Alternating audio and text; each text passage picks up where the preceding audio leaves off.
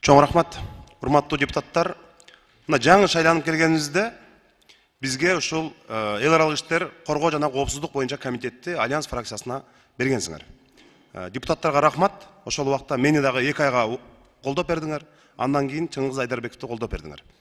Фракцияны уят кылбай, татыктуу эл тарапта болуп, мындай сабаттуу чечимдерди кабыл алып, жакшы иштеп берди. Ал үчүн Чыңгыз Азаматовичке биз терең ыраазычылык билдиребиз. Өзүбүзгө 110 000 добуш менен келгенбиз. Элибиздин алдында уят болбой, жоопкерчилик менен мамиле кылып жатабыз. Президенттик башкарууга өтүп атканда мен каршы чыккам. Парламентаризм бул керек деп. Көпчүлүгү популизм менен депутаттардын санын кескин азайтыш керек деп чыккан.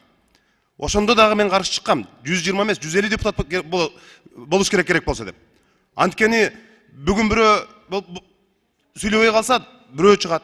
Асандын оозун жапса Үсөн чыгат. Батмандын оозун жапса Зуура чыгат. Мына ушинтип парламенттин табияты ушундай.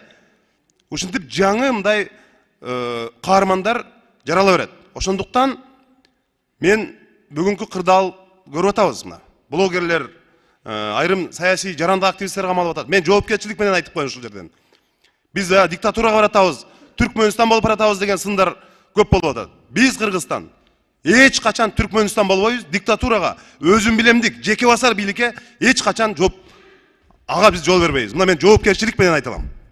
Ошондуктан эгерде азыр Альянс фракциясынан Чыңгыз Айдарбековду ишеним көрсөтпөй алган болсоңор, биз башка ушул комитетке башка талапкер чыгарбайбыз, башка бир дагы комитет албайбыз.